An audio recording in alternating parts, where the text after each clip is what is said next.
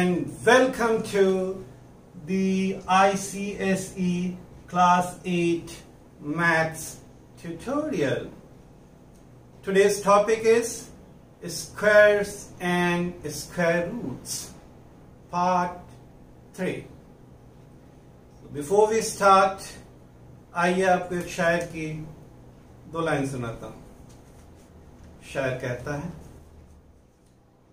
जो चाहे कीजिए कोई सजा तो है ही नहीं, जो चाहे कीजिए कोई सजा तो है ही नहीं, ज़माना सोच रहा है खुदा तो है ही नहीं, ज़माना सोच रहा है खुदा तो है ही नहीं,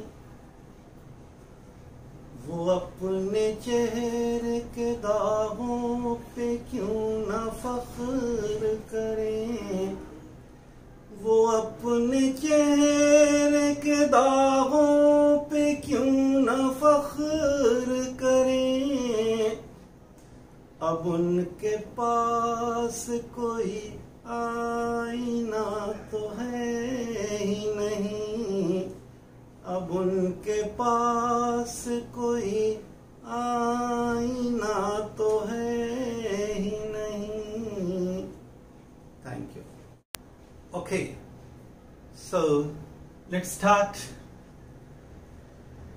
the questions I have taken. The first question is, you can see the question on the screen. The first question is, find the least number which must be subtracted from each of the following numbers to make them a perfect square. Also, find the square root of the perfect square number so obtained. This is the question. Alright. So the number 8934, I have written here, 8934. We'll find out the square root of this number by division method. Fine. Now, how to find out the square root of a number by division method? This I have explained in detail in part 2. Squares and square roots, part 2. Okay. So, what we do, so for detail you can watch that video, part 2. Squares and square roots, part 2. What we do, we make pairs starting from the right. So, we are getting 2 pairs. We take the first pair and we find the greatest number in such a way, that the square of this number is either less than 89 or equal to 89. So that number we guess, we find 9 here in this case, because 9 square is 81, which is less than 89. Okay, so that 9 we write here, and we write here in the quotient also. And 9 square, or you can say 9 9s are 81, we write here. Then we subtract. 9 minus 1 is 8. So remainder is 8. After this, we bring down the next pair, 34. Now the new dividend is becoming 834. Fine. After that, we add 9, the same number, 9 here, so you add 9 here, 9 plus 9 is 18, either you say like this or you say, you double this digit quotient, it's 9, so 9 2s are 18, alright, either way, one way. So what I am doing, I am adding, 9 is already there, I am adding 9, so 9 plus 9 is 18, alright, with a blank space on its right. One more digit we are going to write down here, the greatest possible digit in such a way that let me tell you, Here we will be writing down the greatest possible digit. Then how shall we decide the greatest possible digit? I am telling you wait. Suppose the greatest possible digit in our case, in this case, is 4. So the same digit we'll write down here in the quotient also. Now the new divisor is 184. 184 is new divisor.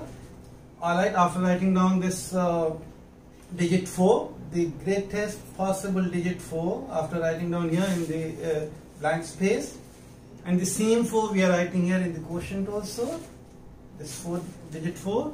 Now the new divisor 184, the new divisor 184 is multiplied by this digit in the quotient 4.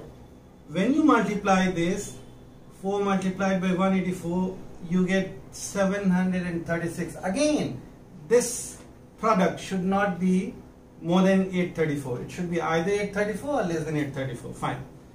Now we subtract, we are getting 98. 4 is here. So we add 1 4. 4 plus 4 is 8. 1 8 as it is. And here we are getting 98. Now there is no pair left. So you stop. Generally we get 0 here. In that case, the square root of this number is this quotient. This is the answer. Here we are not getting 0. 98 is the remainder. Alright. We should get 0 here. If we get 0 here, then the square root of this number will be this. That will be the answer. This will be the answer.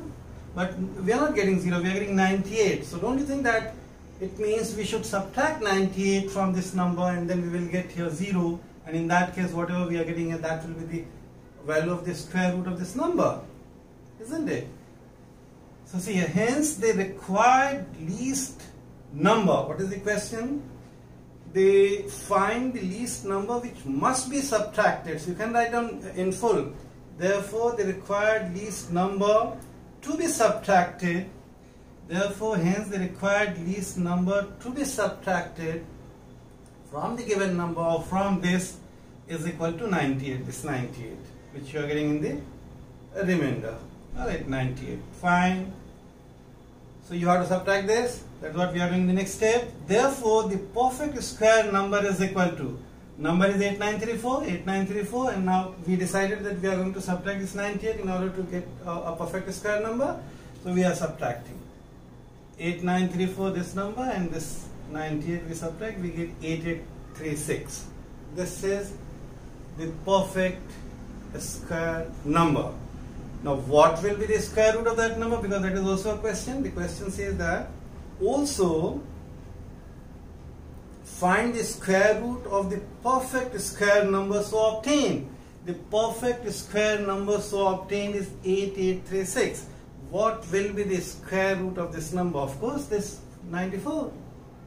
That's why we are subtracting 98. No? So directly you have to write down the square root of the perfect square number so obtained. That means the square root of 8836 is equal to 94. This is your answer. This is your answer. Got it? So this is your answer. So two answers are there. Find the least number which must be subtracted from each of the following numbers to make them a perfect square. That least number is this. This is one answer, and this is the second answer. Also find the square root of the perfect square number so obtained. Got it? Okay. Now the next question is, again you can see on the screen the question. The question is, find the least number which must be added to each of the following numbers to make them a perfect square. Also find the square root of the perfect square number so obtained.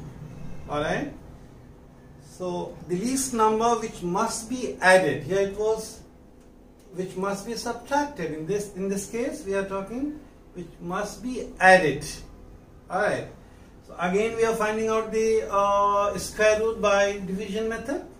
You know how to, as I told you, this I have explained in detail how to find out the square root of a number by division method in my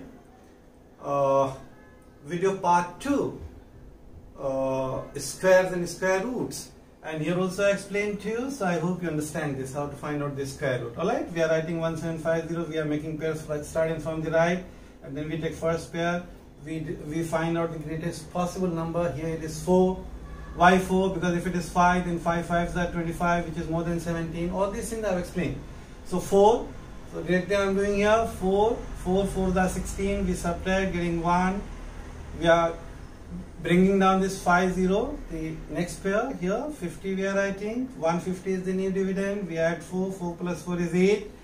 Alright, and this place is blank, vacant, where we have to write down a digit, the greatest possible digit. We have to decide that. We have decided 1. So 1 here and 1 here also we need to write down in the quotient. And then this is the new divisor, 81. So 1 multiplied by 81 is 81. We cannot take here 2 or 3, that we have discussed. Or you can do the calculation. You can find out why not 2 and why not 3. Fine. So 1 1 is 1, 1 8 is 8. When you subtract, you are getting 69. Now 1, so 1 more 1 you add here. 1 plus 1 is 2 and 8 as it is. 69 is the remainder.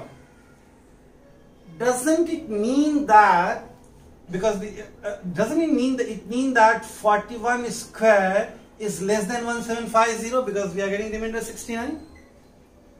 In other words, the square root of 1750 is not only 41, it is 41 point something, which we are not going to do here. We don't want to find out the square root in decimal. Just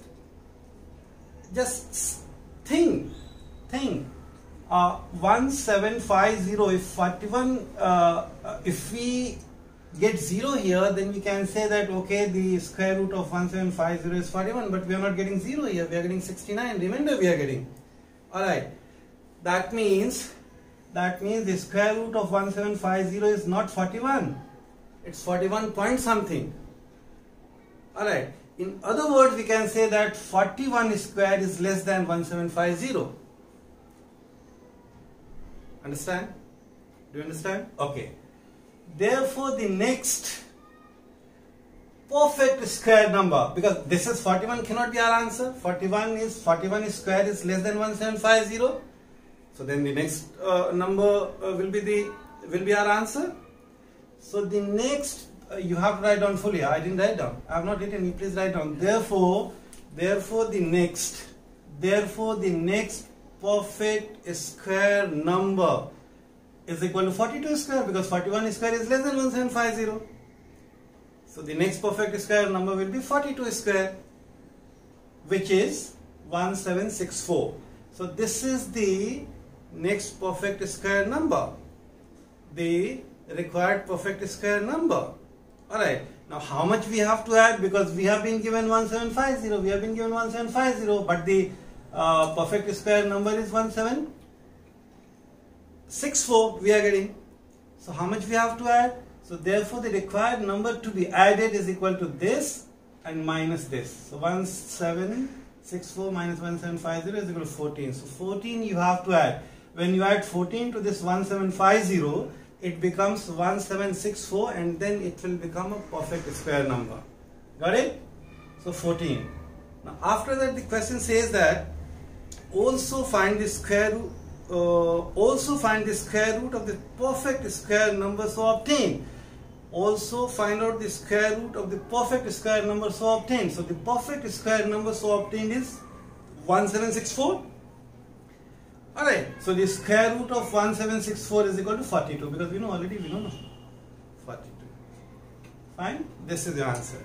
This is your answer. Got it? One answer is this.